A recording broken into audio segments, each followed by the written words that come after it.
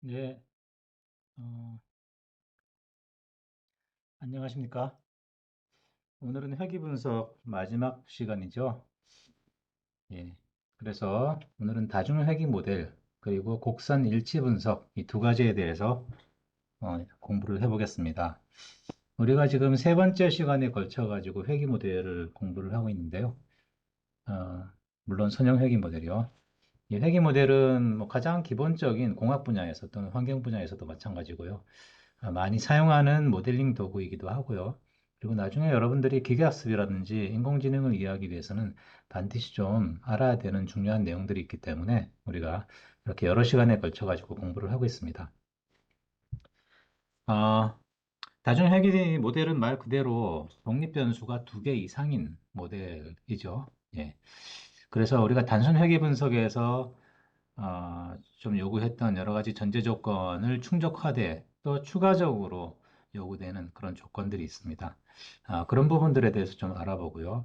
그리고 곡선 일치 분석인데요. 우리가 지난번 실습 시간에 조금 다뤄본 경험이 있죠. 우리가 가지고 있는 데이터에 원하는 형태의 어떤 식을 적합시키는 그런 과정을 우리가 실습 시간을 통해서 좀 수행을 해봤는데 이 곡선 일치 분석은 물론 우리가 원하는 식, 즉 우리의 데이터가 어떤 식에 가장 적합한지를 알아보기 위해서 식을 적합시키는 그런 방법이 곡선 일치 분석이기도 하고 또 모델링 분야에서는 우리가 가지고 있는 모델이 실측치와 얼마나 일치하는가를 보기 위한 그러한 방법도 곡선 일치 분석에 포함이 됩니다. 그래서 그런 내용들에 대해서 우리가 좀 오늘 공부를 해보겠습니다.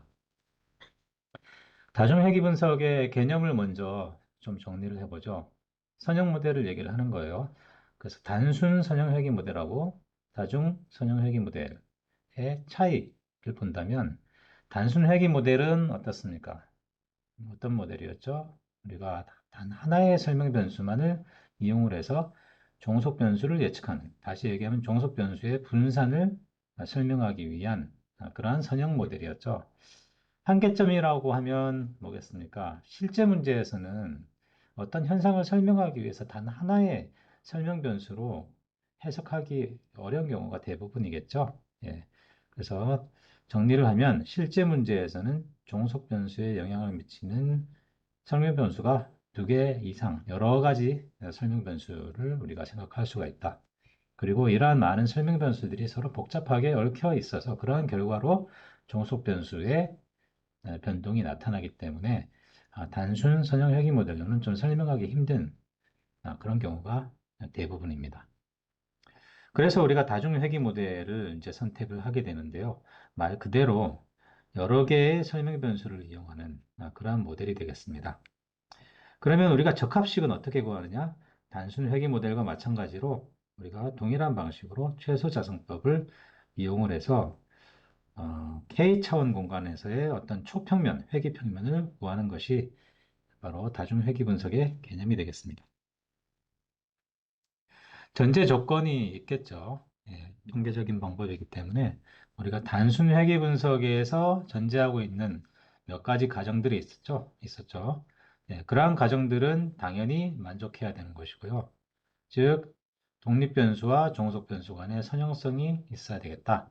그리고 오차항에 대한 세 가지 가정이 있었죠. 정규성, 등분산성, 독립성이 만족돼야 되는 것은 물론이고, 다중회귀 분석에서는 전에 잠시 말씀드렸지만 다중공선성이 있으면 안 되겠다. 배제돼야 되겠다. 다중공선성, 멀티리니어리티가 뭐냐? 예, 나와 있죠. 독립변수 간에 서로 상관성이 있으면 안 됩니다. 서로 독립적이어야 한다는 것이 바로 다중공선성이 배제돼야 되는 조건이죠. 전에 말씀드렸지만 독립변수 간에 유의한 굉장히 강한 상관성이 있게 되면 아, 수학적으로 굉장히 우리가 풀어야 될 매트릭스가 굉장히 불안정하게 됩니다. 그래서 우리가 최종적으로 얻는 회귀선 자체가 굉장히 불확실성이 커지기 때문에 적절한 모델이라고 할 수가 없겠죠. 그래서 우리가 특히 다중회귀 분석에서는 이런 독립변수 간의 독립성을 반드시 우리가 체크를 해볼 필요가 있습니다. 다중회귀 모델을 이제 수식으로 나타내면 이렇게 되겠죠. yi는 i번째 측정값이 되겠고요. 이 i번째 측정값은 무엇으로 나타나나요? 예, 일단 두 개 이상의 여기서는 k개죠. k개의 독립변수의 선형적인 합으로 나타나게 되고요. 여기 엡실론은 뭡니까?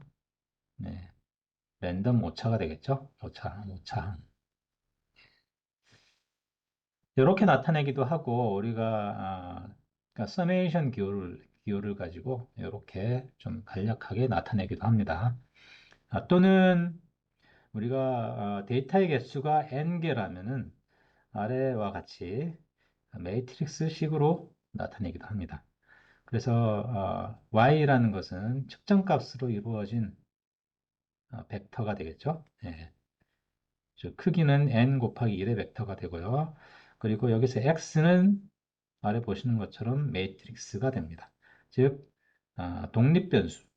독립변수와 1로 이루어진 네, 그런 매트릭스가 되겠죠. 그래서 각각의 칼럼은 x1 변수의 각각의 데이터가 되겠죠. 그리고 x2 변수의 데이터 쭉쭉쭉 가서 k번째 독립변수의 n개 데이터가 되겠죠.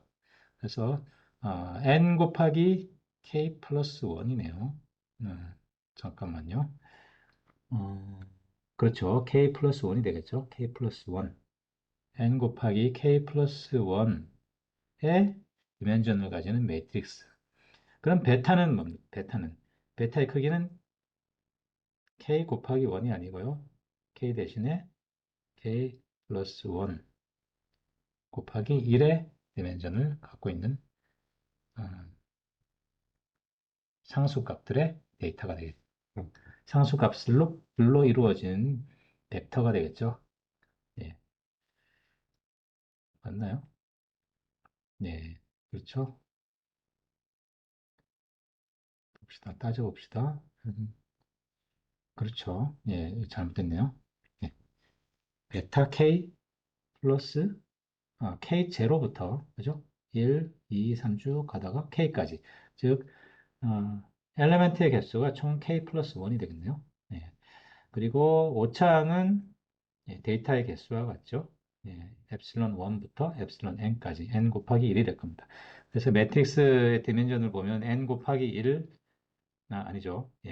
n 곱하기 k 플러스 1 매트릭스에 k 플러스 1 곱하기 1의 크기를 가진 벡터를 곱해서 최종적으로 n 곱하기 1의 디멘전을 가진 n 곱하기 1의 디멘전을 가진 y 값이 예측이 되는 거죠. 네. 엡실론 얘기했죠. 예, 그래서 아까 말씀드렸던 다중공선성을 생각을 해보죠. 자, 다중공선성이라고 하면 이 매트릭스 내에 어떤 엘리멘트 간에 강한 상관성이 있다는 얘기입니다. 근데 우리가 이 매트릭스를 풀려고 하면 어떻게 해야 됩니까? 양변에 x의 역행렬을 왼쪽에 곱해줘야 되겠죠? 곱해줌으로써 베타 값을 얻게 되는 거죠. 근데 이 X 매트릭스 내에 요소들 간에, 예를 들어 칼럼 간에 상관성이 크다고 하면 이게 수학적으로 이 X 매트릭스의 역행렬이 굉장히 불안정하게 돼요. 왜냐하면 역행렬을 구할 때 우리가 어떤 항에다가, 그죠? 행렬식 값을 나눠주게 되거든요. 근데 이 행렬식 값이 0에 가까워지게 됩니다. 예. 칼럼 간의 상관성이 클 경우에 수학적으로 그렇다는 얘기입니다. 그래서 우리가 이런 이제 다중회귀 모델을 이용을 할 때는 이런 독립변수 간의 상관성을 좀 배제하는 것이 굉장히 좋습니다. 수학적으로 그렇다는 얘기고요.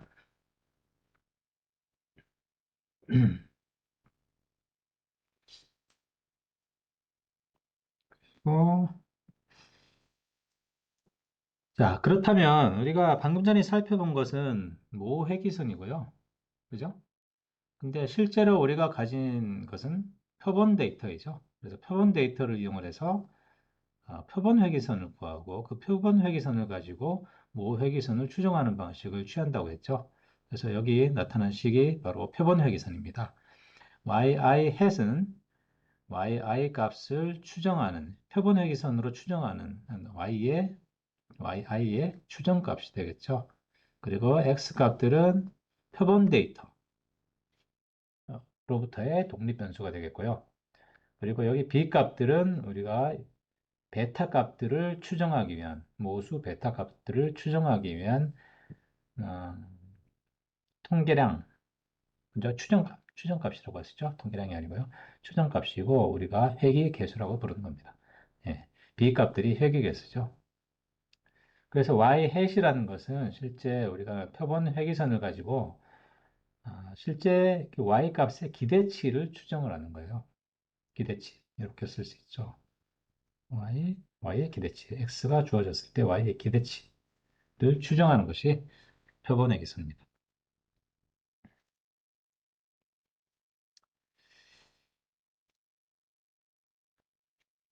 자, 그래서 이 다중회귀 분석의 전제 조건을 우리가 좀 수행을 해야 되는데, 전제 조건 만족 여부를 검증을 해야 되겠죠? 검증을 해야 된다. 여기 있네요. 자, 그래서 우리가 그 다중회귀 분석을 수행하기 전에 이러한 전제 조건을 확인을 하기 위해서 좀 해야 되는 몇 가지 그, 그 선결돼야 되는 분석들이 있겠죠. 예. 즉, 분석 전에 뭘 해야 되겠습니까? 설명 변수들에 대해서 우리가 얘네들이 어떤 형태를 띠고 있는지 좀 확인을 해봐야 될 겁니다. 기본적으로.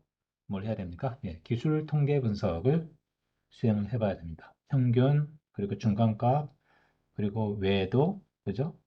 뭐 이런 표준 편차, 이런 것들을 확인을 해봐야 되겠죠? 그래서 각 설명 변수들이, 사실은 회귀 분석에서 다중 회귀 분석을 포함을 해서요. 회귀 분석에서의 전제 조건이라고 하면 종속 변수의 정규성을 가장 중요하게 보겠죠. 우선적으로 보겠죠. 선형 변수는 사실 정규성이 선형 회귀 모델의 전제 조건은 아닙니다. 그런데 만약에 설명 변수들이 한쪽으로 많이 치우쳐져 있는 데이터라고 하면은 되도록이면 변수를 좀 변환시켜 가지고 변수 변환을 통해서 약간 정규 분포에 가깝게 만들어 주는 게 좋아요. 저번 시간에 우리가 영향력이 있는 사례 또는 이상치 얘기를 하면서 데이터의 군집에서 그죠? 어떤 특정 데이터가 굉장히 멀리 떨어져 있는 경우에 그 몇 개 안 되는 포인트들이 회귀계수 또는 회귀선의 결정에 굉장히 큰 역할을 한다고 했잖아요. 그런 좀 불합리한 점이 있기 때문에 설명 변수도 이렇게 한쪽으로 많이 치우쳐 있거나 또는 전체 데이터의 군집에 비해서 많이 한쪽으로 좀 치우쳐져 있는 데이터가 있을 경우에는 이런 데이터의 변환을 통해서 정규 분포를 되도록 이룰 수 있게 해주는 게 좋겠다라는 거죠.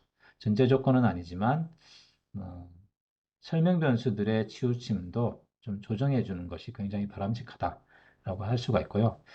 그리고 종속 변수와 또 독립 변수 간의 산포들을 좀 확인을 해봐야 되겠죠. 산포들을 확인을 해서 각각의 변수들이 종속 변수와 좀 어떤 관계가 있는지, 예를 들면 선형 관계가 좀 나타나는지 이런 것들이 조사되어야 될 필요가 있고요.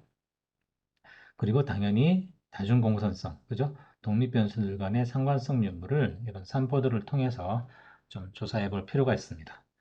여기 밑에 노트가 있는데요. 방금 전에 제가 말씀드린 내용입니다. 엄밀히 말해서 선형 회귀에서의 정규성 조건이라고 하는 것은 뭡니까? 종속 변수에 관련된 오차항이죠. 예, 오차항이죠, 오차항.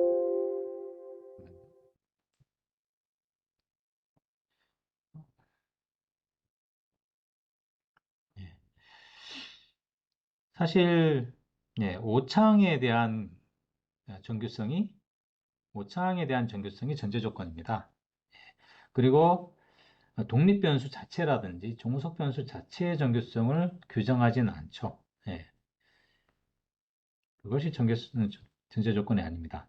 그러나 여기 정리된 바와 같이 독립변수 그리고 종속변수가 비정규성을 나타낼 경우에 특히 종속변수가 비정규성을 나타낼 경우에 오차항이 비정규성을 나타낼 확률이 매우 높습니다. 예. 그래서 종속변수를 우리가 정규화 시켜주는 것이 필요하고요. 그리고 독립변수인 경우에 또 아까 말씀드린 바와 같이 독립변수의 정규성은 전제 조건으로 하지 않지만 데이터가 한쪽으로 많이 치우쳐져 있는 경우에는 그런 치우쳐져 있는 데이터에 의해서 영향을 받을 가능성이 매우 커지기 때문에 뭐 로그 변환이라든지 이런 변환을 통해서 그런 치우쳐짐을 좀 완화시켜 주는 것, 예를 들면 정교화 시켜 주는 것이 좀 일반적입니다.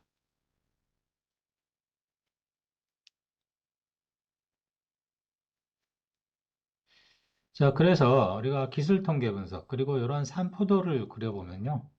예. 뭐 여러분 아스 소프트웨어를 통해 가지고 이용을 해 가지고 이런 산포도를 그릴 수 있었잖아요. 예. 산포도를 그려보면은 여기서는 이제 독립변수 간의 산포도를 확인하는 어떤 사례입니다. 그래서 뭐 x6부터 x13까지 5개의 변수 간의 상호 상관성을 산포도를 통해서 보는 거죠. 이렇게 쭉 보니까 이 예제에서는 대부분 괜찮은데 x1, 2, x10이죠. x12와 x7, 일곱 번째 변수하고 12번째 변수 간에 어떻습니까? 일단 좀 강해 보이는 양의 상관성을 가지고 있어요.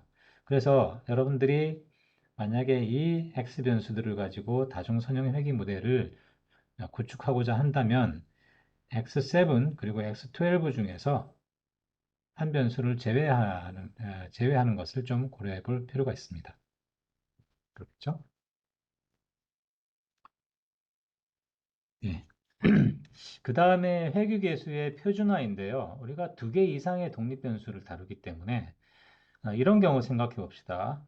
자, x1과 x2 두 개의 변수를 이용한 선형 회귀 모델을 여러분들이 수립한다고 할 때 x1, x2 x1 같은 경우에 단위가 예를 들면 BOD라고 합시다. BOD.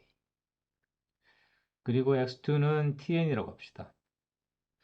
BOD가 단위가 보통 미리그램 퍼 리터예요. TN의 단위도 미리그램 퍼 리터인데 물론 BOD하고 TN 자체도 농도의 범위의 크기 자체가 굉장히 차이가 나요.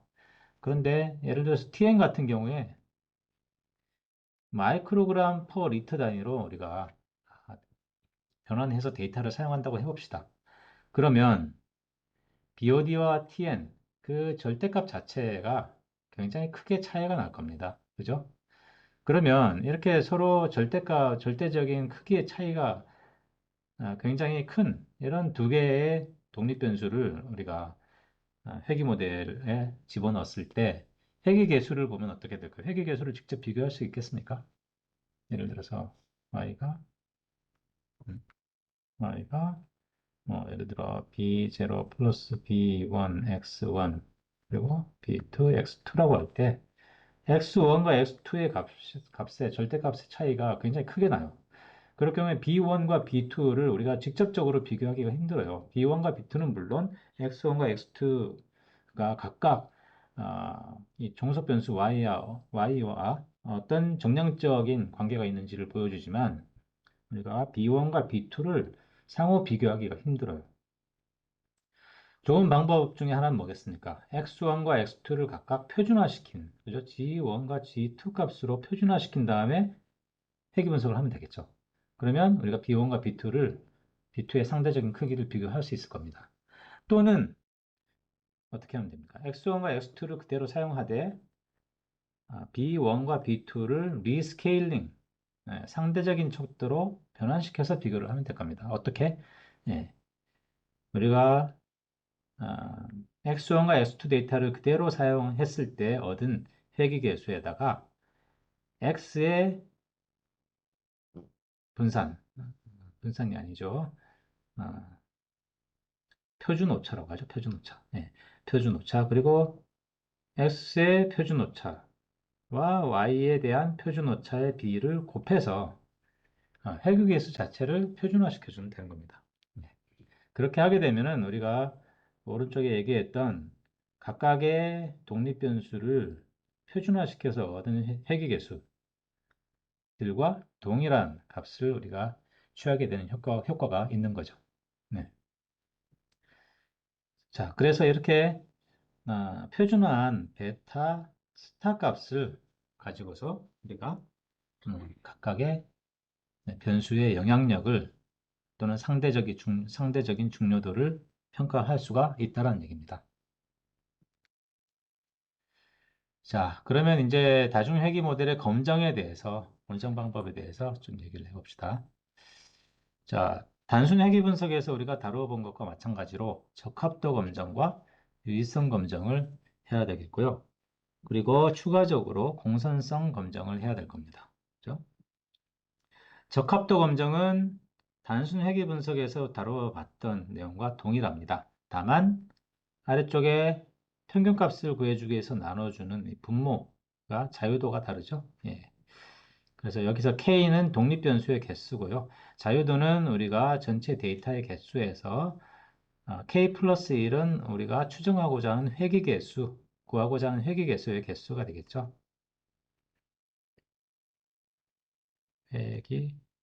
회귀개수의 개수. 글씨가 엉망이네요. 예. 그래서 추정의 표준 오차는 이렇게 구하게 된다라는 거고요. 그래서 이 추정의 표준 오차 자체의 어떤 크기를 가지고서 우리가 우리의 회귀선이 얼마나 데이터에 적합한지를 볼 수 있고, 두 번째로는 우리가 많이 사용하는 방법인 역시 R스퀘어, 결정계수를 사용할 수 있습니다. 결정계수는 우리가 단순 회귀 모델에서 말씀드린 것과 마찬가지로 총 변동분의 설명되는 변동의 비율을 나타내고요. 수식으로는 이렇게 되죠. 그런데 여기 문제가 좀 있습니다. 다중회귀 모델에서는 소위 그냥 결정계수를 그대로 사용하는 것이 아니고요. 소위 조정 결정계수라는 것을 사용을 해서 모델의 적합도를 평가를 하게 됩니다. 영어로는 Adjusted R-Square라고 하는데요. 여기 설명을 한번 봅시다. 자, 다중회귀 모델에서는 독립변수의 개수 K가 많을수록 당연히 결정계수가 커질 수밖에 없습니다.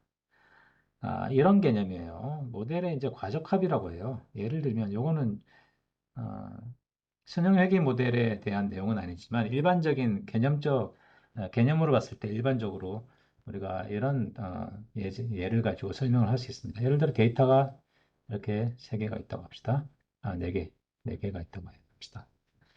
자, 그러면 자, 우리가 이 데이터를 적합시키기 위해서 자, 직선식을 사용한다고 합시다. 이렇게 직선식. 1차식이죠. y는 x, y라고 하면 a, ax 플러스 b.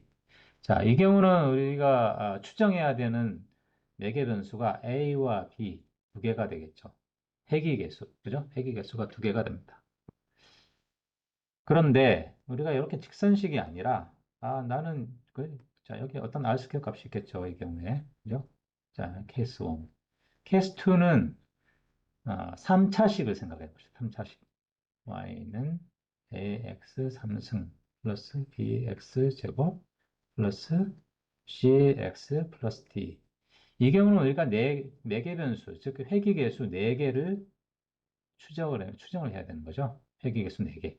좀 더 복잡한 모델이에요. 그러면 우리가 최적 곡선식을 구하면 이렇게 될 겁니다. 자, 여기서 예를 드린 것과 같이 2번 케이스의 경우는 R스퀘어 값이 거의 1에 가깝겠죠. 1에. 이 곡선이 각각의 포인트를 지나가니까요. 근데 여러분, 1번과 2번 중에서 어떤 게 더 바람직합니까? 2번식 같은 경우는 결정 계수는 매우 높지만 우리가 예를 들어서 새로운 데이터가 하나 왔다고 합시다. 이렇게. 그럼 전혀 예측값이 안 맞는 거죠. 전혀 예측값이 맞지를 않아요. 그죠? 즉, 모델이 복잡하다고 해서 항상 좋은 것만은 아니다. 이거죠. 2번 같은 경우는 1번에 비해서 소위 독립변수의 개수, 즉 회귀개수의 개수가 많다는 얘기입니다. 예. 많으면 많을수록 여기 사례에서 보는 것처럼 개념적으로 R 스퀘어 값이 커질 수밖에 없다. 그죠? 좀 더 복잡한 식으로 우리가 데이터 피팅을 하게 되기 때문에 그렇습니다. 그래서 이러한 문제를 해결해 주기 위해서 우리가 결정계수를 좀 보완하게 된다라는 내용이고요. 어떻게? 예, 여기 각각의, 그죠?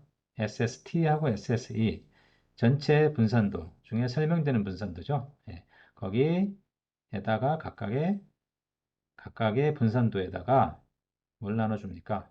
자유도를 나눠주게 되죠. 자유도를 나눠주게 되면 결국은 뭐 이러한 식이 나오는데요. 여러분들이 이제 뭐 식을 외울 필요는 없어요. 그러나 식이 어떻게 작동되는지를 여러분들이 이해를 하시면 될 겁니다. P는 회귀계수의 개수예요. K 플러스는. 자, P가 커지면 커질수록 어떻게 됩니까? adjusted R 스퀘어 값은 작아지게 되는 그런 특성을 가지죠. 그래서 우리가 회귀계수 또는 독립변수의 개수가 증가할수록 우리가 R 스퀘어 값을 좀 하향 조정해주는 방식으로 결정계수를 보완하게 된다라는 거고요. 특히 다중회귀 모델에서는 이 조정 결정계수를 이용해서 우리가 모델의 적합도를 검증을 해야 됩니다. 절대 R 스퀘어 값을 가지고 모델을 검증해서는 안 된다라는 얘기죠. 네, 안 된다라는 겁니다. 자, 적합도 검증을 했으면 이제 유의성 검증을 해봐야 되겠죠. 단별량, 즉 단순 회귀 분석과 마찬가지로 우리가 어, F 검증을 할 수가 있고요. 각각의 회귀 개수는 개별적으로 T 검증을 할 수가 있겠습니다. 예, 여기 제가 T 검증 얘기는 안 나와 있지만 T 검증 각각 할 수 있죠. T 검증도 할 수 있고 여러분 실제로 R 소프트웨어 돌려보면은 각각의 회귀 개수에 대한 T 통계량하고 그죠? T 통계량과 그리고 P 값을 제공해줘요. 그리고 F 통계량에 대한 P 값을 또 제공해 주죠. 그래서 유의성 검정은 T 검정 그리고 F 검정을 수행을 하게 됩니다.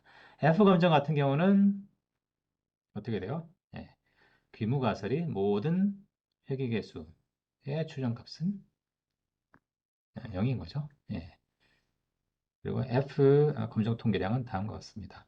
예, 설명 안 된 평균 제곱분의 설명된 평균 제곱이 이제 F 통계량으로 계산되는 것이고요.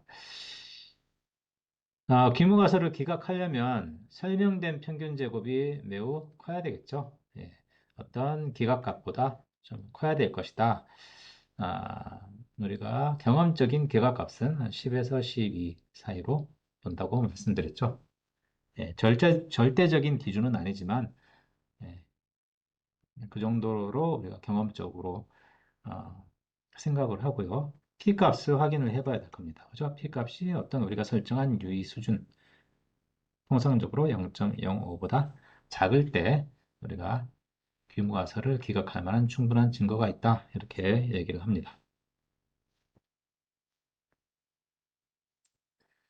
여기 T 검정이 있네요. 그죠? 귀무가설이 기각됐을 경우에, 그죠? 즉, 적어도 하나의 베타 값이 0이 아니구나 했을 때는 이제 우리가 사후 검정의 일환으로 T 검정을 각각 회귀 개수에 대해서 검증을 해봐야 되겠죠. T 검증을 해봐야 될 겁니다. 이렇게. 그죠? 그래서 이제 검정 통계량은 다음과 같죠. 예, 단순 회귀 분석과 동일하다고 보시면 되고요. 다만 자유도 n-k 플러스 1일 경우에 해당되는 t 값이라고 생각하시면 됩니다. 여기 단측 검정이라고 했는데요. 음, 단측이 될 수도 있고요. 양측이 될 수도 있습니다. 예, 검정 수행한다. 이렇게 보시면 되겠습니다. 일반적으로 양측 검정 수행을 하게 되겠죠. 네. 그래서 우리가 이제 우리의 가진 데이터가 있고 그 데이터를 가장 잘 설명할 수 있는 모델 또는 회귀 모델이라면 회귀 모델을 선정을 해야 되는데 아까 말씀드렸다시피 독립 변수의 개수가 많으면 많을수록 소위 R 제곱값, 결정 개수 값이 올라가겠죠. 그래서 우리가 이제 조정된 R 스퀘어 값을 이용해서 적합도를 평가를 하게 되는데요. 그렇기 때문에 이 조정된 R 스퀘어를 사용한다는 얘기가 뭐예요? 너무 많은 설명 변수, 너무 많은 독립 변수를 투입하지 않도록 하는 어느 정도 어, 제어를 할 필요가 있다라는 얘기입니다. 아, 그러한 내용을 우리가 전문 용어로 모델의 절약성, parsimoniety, 예, 모델의 절약성이라고. 모델의 절약성이 좀 충족되어야 된다는 얘기죠. 그러나, 우리가 설명 변수가 너무 적으면 어떻게 될까요? 여러 설명 변수가 종속 변수를 설명을 하고 있는데 우리가 그 모든 것을 무시하고 단 하나의 설명 변수만 이용한다 하는 것도 문제가 되겠죠. 너무 단순한 모델도 문제가 될 겁니다. 설명력이 떨어질 거예요. 그죠? 그래서 우리가 너무 적은 숫자의 설명 변수 또는 너무 많은 설명 변수 간의 적절한 트레이드 오프, 그러니까 절충이 필요하다라는 겁니다. 그래서 설명력과 모델의 절약성은 반비례 관계예요. 하나를 더 추구하고자 하면 나머지 하나가 좀 손실이 되는 그런 효과를 갖게 되기 때문에 우리가 이 두 가지 사이에서 잘 절충을 해야 되겠다. 그러한 모델이 바로 우리가 최종 모델이라고 할 수가 있고요. 우리가 다중공선성 테스트를 해서 변수의 일부를 제거해 버리는 것도 모델의 절약성을 높일 수 있는 방법입니다. 네, 그렇게 생각하시면 될 것 같고요. 자, 그래서 이런 모델의 절약성을 좀 확보를 하면서도 아까 다중회귀 분석에서의 전제 조건, 다중공선성을 좀 완화시키는 방법이 있는데요. 많이 사용되는 방법이 바로 단계적 회귀 분석이라고 하는 겁니다. 영어로는 Stepwise Regression Analysis인데, 우리가 가진 여러 독립 변수, 잠재적인 독립 변수 중에서 필요 없는 것들을 제거한다거나 또는 필요한 독립 변수만 순차적으로 추가하는 그런 방법이 되겠습니다. 그래서 말씀드렸던 바와 같이 두 가지 방법으로 나눠지는데 이렇게 후진 제거법이 있고 또 전진 선택법이 있어요. 후진 제거법은 우선 변수 전체를 가지고 시작을 해요. 그런 다음에 하나씩 제거해 나가서 최종적으로 남는 변수를 가지고 모델을 구성하는 방법이에요. 그러면 어떤 변수를 제거를 하느냐? 제거의 우선순위가 있습니다. 이렇게. 각각의 회귀계수의 t값 또는 p값, 그죠? t값과 p값, f값과 p값은 항상 같이 실과 바늘처럼 따라오는 겁니다. 그래서 t값이 크거나 또는 p값이 아주 작은 경우, 제거했을 때 작아지는 경우를 얘기를 하는 겁니다. 예, 그런 변수를 위주로 해서 우선적으로 제거해 나가게 되는 거죠. 즉, 어떤 특정 변수를 제거했을 때 P값이 높아지는, 그죠? 전체 모델의 P값이 가장 높아지는 그러한 효과를 가진 변수를 제거하는 거예요. 그죠? 여기 뭐 설명이 이렇게 구차하게 되어 있지만 그런 내용입니다. 즉, 간단히 설명하면 어떤 그 변수를 제거했을 때 모델이 좋아지는, 그죠? 가장 좋아지는 방향으로 진행이 될 때 우리가 그 변수를 제거한다 이거죠. 예. 그래서 하나씩 둘씩 제거해 나가다 보면 어느 순간인가 추가적으로 더 제거했을 때 모델의 정확도가 즉 모델의 Adjusted R-square, 조정 결정 계수가 오히려 좀 더 낮아지는 그런 시점이 발생을 할 겁니다. 그 시점에 해당되는 포함이 되어 있는 변수들을 가지고서 최종 모델을 결정을 하게 되겠죠. 전진 선택법은 반대입니다. 일단 0에서 시작해요. 그죠? 독립변수 무에서 시작하는 거죠. 즉 상수로 시작하는 겁니다. 상수항으로부터 시작해서 하나씩 추가해 가면서 가장 모델의 정확도를 높일 수 있는 가장 모델의 정확도를 높여주는 변수를 우선적으로 하나씩 선택해 나가는 것이고요. 계속 선택해 나가다 보면 어느 시점에선가, 즉 조정 결정 계수의 값이 또 떨어지는 그런 시점이 오게 되겠죠. 그럴, 그럴 그 시점에 멈추는 거예요. 멈추게 되면은 그때까지 선택된 독립 변수를 이용을 해서 모델을 구축하는 방법이죠. 이렇게 두 가지 방법이 있고 당연히 이 두 가지 방법은 R 소프트웨어에서 다 구현이 됩니다. 실습을 어, 실습에 포함시킬지는 제가 좀 아마 포함된 걸로 아는데 좀 그거는 확인을 해볼게요. 실습도 한번 해봤으면 좋겠어요. 이것도. 자, 그 다음에 또 공선성을 검증을 하기 위해서 아까 이 단계적 회귀 분석은요, 공선성을 직접적으로 평가하는 방법은 아니에요. 예, 변수를 제거하거나 추가함으로써 모델의 설명력이 또는 적합도가 어떻게 변하는지를 어떻게 보면 공선성을 간접적으로 좀 평가하는 방법이 될 수도 있습니다. 예. 그런데 여기 이제 이 슬라이드에서 보이고 있는 방법은 소위 이제 분산 팽창 인자라고 해서요.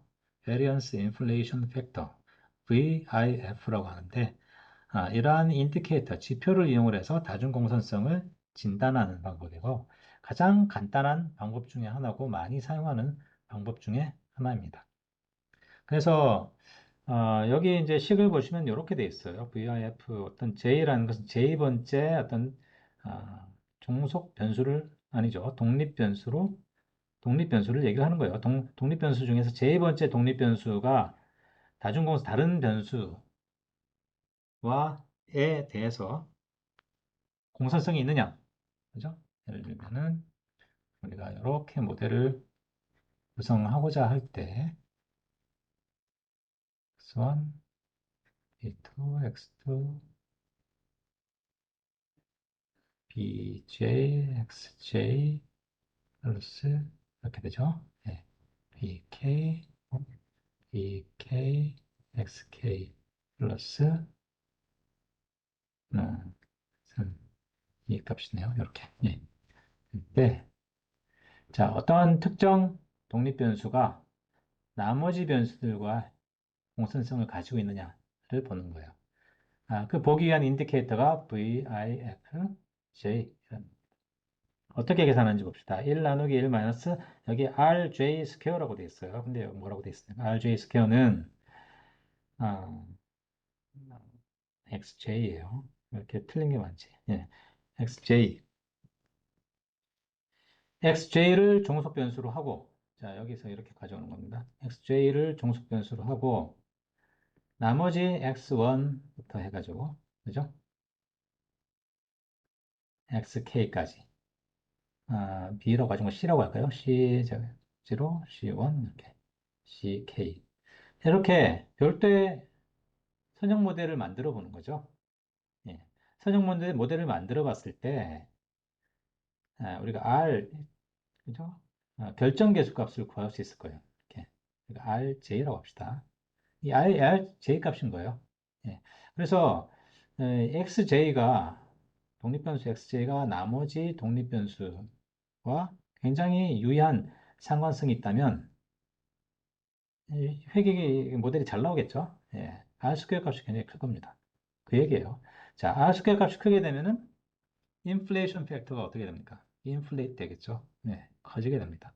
즉, VIF 값이 크면 클수록 공선성이 크다라는 얘기입니다. 그 독립변수가.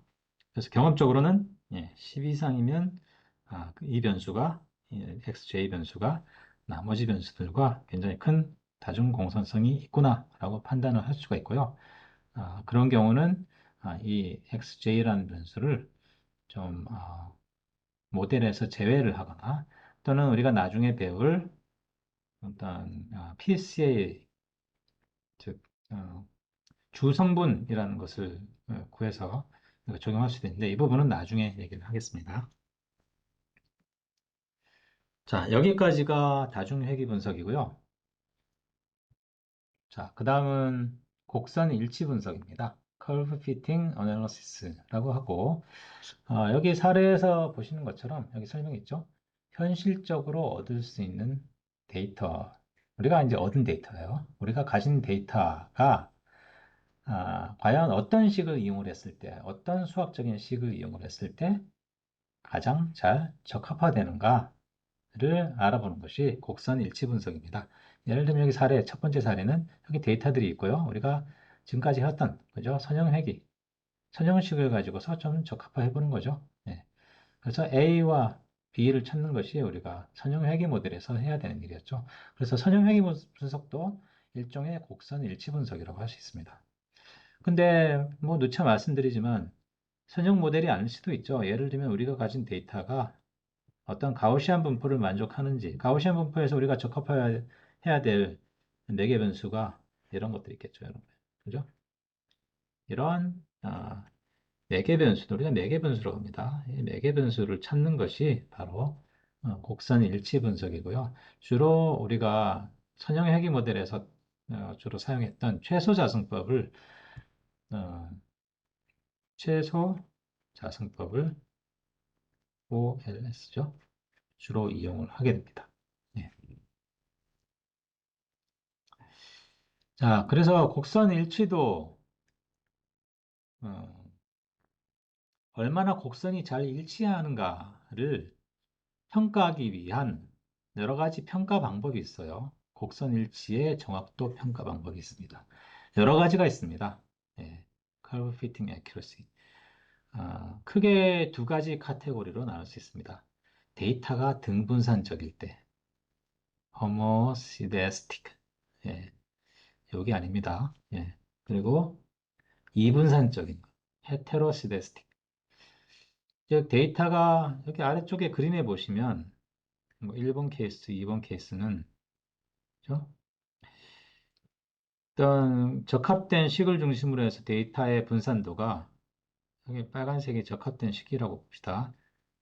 분산도가 동일하죠. 이런 경우가 있고 또는 여기 3번, 4번 사례에서 보시는 것처럼 어떤 트렌드를 가진 경우죠. 여기는 컨스탄트 베리언스네요. 이거는 좀 여기 사례에 맞지 않은데 잠깐만요. 이 사례는 앞에 사례에 포함되는 것이고요. 3번 사례가 이제 이분산적인 사례에 해당되는 내용입니다. 그죠?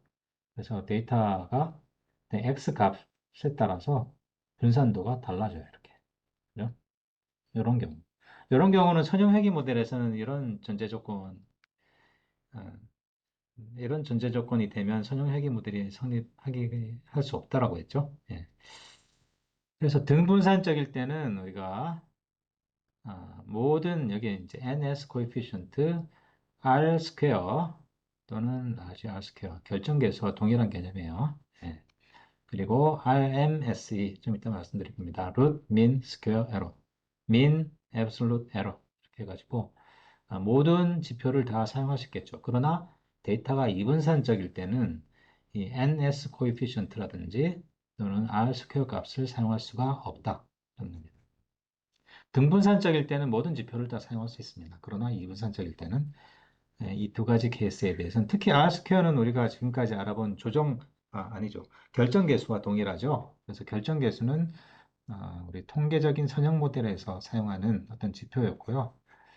그렇게 보면 당연히 이분산 모델에서는 이분산 데이터에서는 사용을 하기 어렵겠구나라는 것을 알 수가 있을 겁니다. 그리고 NS 코에피션트는 R 스퀘어와 매우 유사한 그런 특징을 가지고 있습니다. 네, 그래서 역시 NS 코에피션트도 등분산적인 데이터에서 사용할 수 있다는 얘기고요. 그러면 이 네 가지 지표를 하나하나 우리가 좀 살펴보기로 하죠. 왜냐하면 이 네 가지 지표를 모델링 분야에서 가장 아니고 굉장히 많이 사용하고 있습니다. 굉장히 많이 사용하고 있어요. 비단 우리가 지금까지 배운 선형 회귀 모델 외에도 그죠? 다양한 어떤 그 환경 모델링, 수질 모델링에서 또는 수리 모델링, 수문 모델링에서 이러한 지표들을 활용을 하고 있습니다. 그래서 좀 알아두시는 게 좋겠죠. 자, 그래서 곡선 일치의 정확도 분석을 위해서 먼저 우리가 RMSE, Root Mean Squared Error 지표를 사용할 수 있는데요. 많이 사용되는 지표 중에 하나입니다. 표준 편차의 일반화된 식이에요. 그런데 어떤 표준 편차? 예. Simulated Value, 즉 모델값, 예측값하고요, 측정값 사이의 어떤 차이의 평균치라고 보시면 돼요. 네. 차이의 평균치고 여기 루트가 씌워져 있기 때문에 어떤 차이의 평균치, 표준 편차의 어떤 일반적인 폼이라고 할 수 있죠. 즉 SI, OI 간의 어떤 편차이다. 네, 네. 표준 편차이다라는 거죠. 예, 그게 이제 RMS예요. 적합도가 크면은 이 점들이 데이터 포인트들이 요 가운데 대각선 사이에 몰려 있기 때문에 그죠? 몰려 있기 때문에 이 표준 편차의 값이 작아지게 되겠죠. 크면 클수록 적합도가 떨어지는 것이고 작으면 작을수록 적합도가 올라간다고 볼 수 있습니다.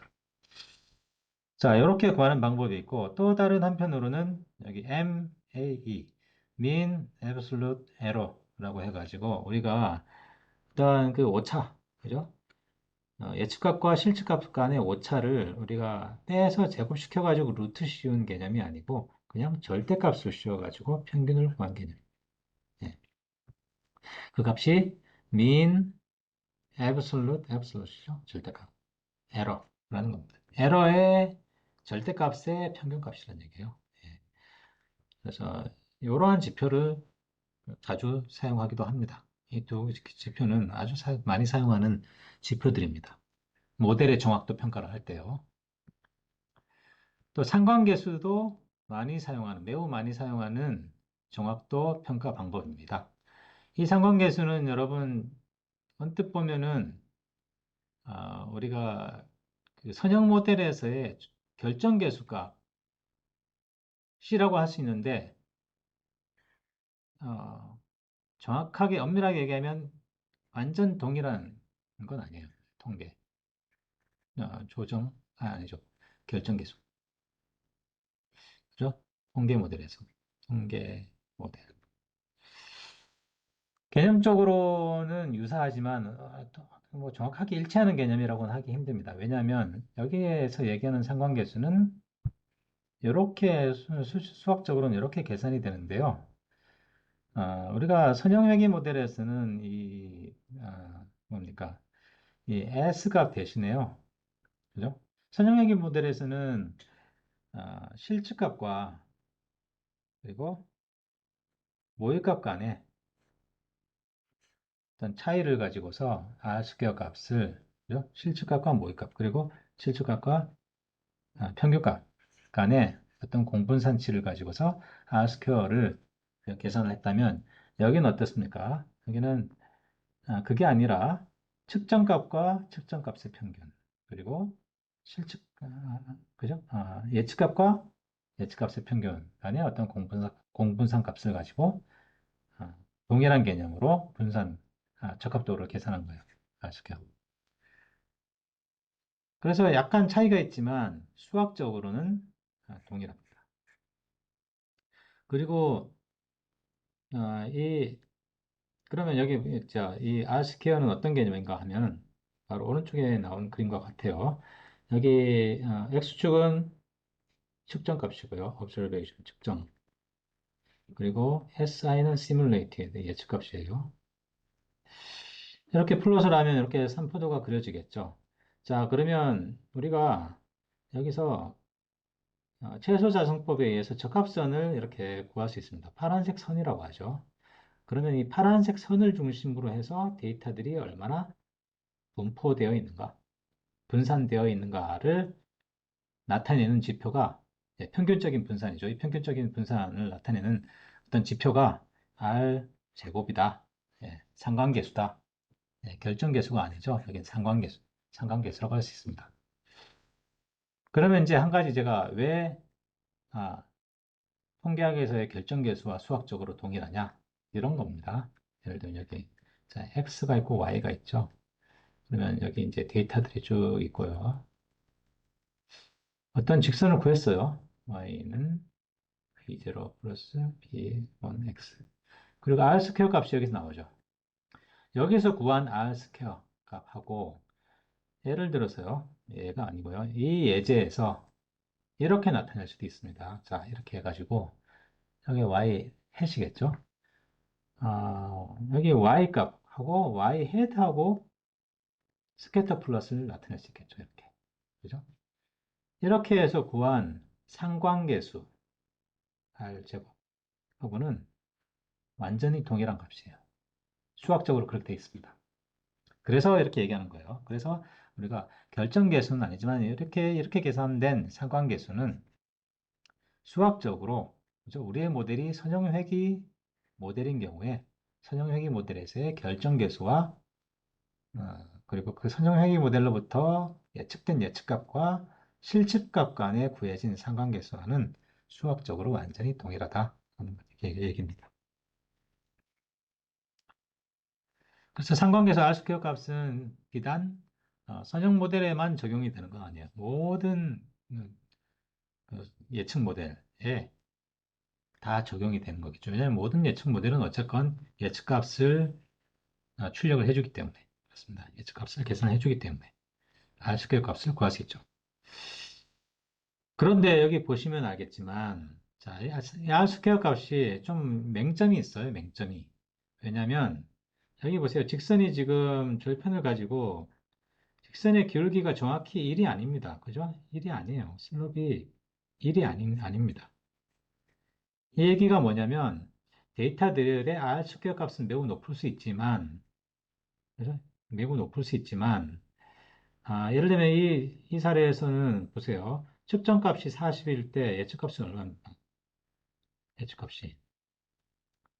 예측값이 50을 넘어가죠? 그죠?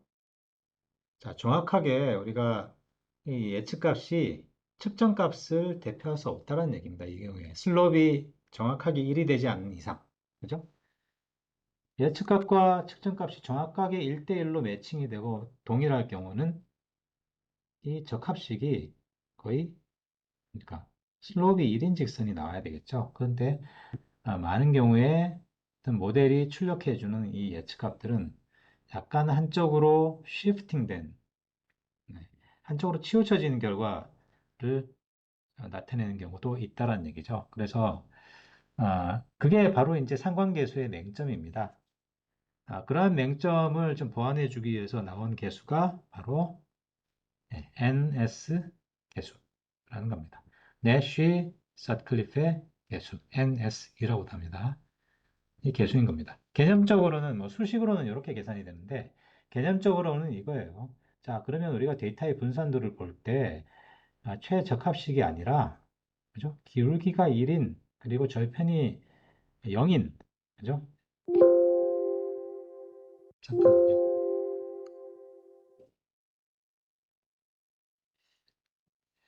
제가 오랜만에 녹화를 하다 보니까 네, 그렇지가 않습니다. 네. 자, 쭉 연결하면 0이 되겠죠, 절편이. 네. x값과 y값이 0이 될 것, OI 값과 SI 값이 0이 될 거예요. 즉, 슬롭이 1인 직선이 정확하게 뭡니까?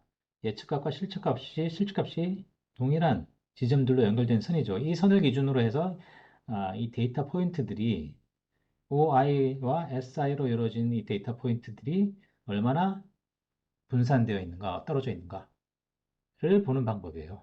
예. 그게 차이점이죠.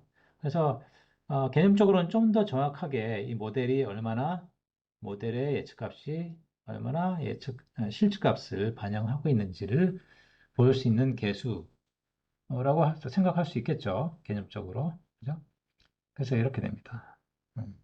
예측 모델 데이터를 통해 설명되는 측정 분산 배분율을 나타내는 방법이다. R스퀘어와 동일한 방법이지만 특히 정량적으로 더 잘 맞는지 정량적으로 보는 거예요. 이렇게 한쪽으로 스큐가 되어 있으면은 정량적으로 R스퀘어 값은 높더라도 정량적으로 맞지 않기 때문에 정량적으로 잘 맞는지 확인하는 데 사용되는 방법이고, 특히 시계열 모델, 우리가 이제 수질 모델도 그렇고, 수문 모델도 그렇고, 어떤 시간에 따라서 예를 들면 플로우가 어떻게 변하는지, 또는 농도가 어떻게 변하는지를 보잖아요. 이런 각각의 시점의 데이터들을 모델이 얼마나 잘 반영하는지를 좀 보는데, 이렇게 개수값이 많이 사용이 됩니다. 진짜 많이 사용이 돼요. 그래서 이 개수값은 마이너스 무한대에서 1 사이의 값을 가지고요. 모델이 정확하면 정확할수록 1에 가까워지겠죠. 많이 이 데이터들의 분포가, 데이터 분포가 기울기가 이른 직선으로부터 멀어지면 멀어질수록 음의 값으로 수렴하게 됩니다. 음의 무한대로 수렴하게 됩니다. 1에 가까울수록 좋은 모델이다. 좋은 예측 모델이다. 라고 할 수가 있습니다. 예. 오늘은 예, 공부해야 될 내용을 다 설명을 드렸네요. 오늘은 여기까지 공부를 했고요. 다음 시간에 이런 내용에 대해서 우리가 실습을 통해서 좀 더 익혀보도록 하겠습니다. 수고하셨습니다.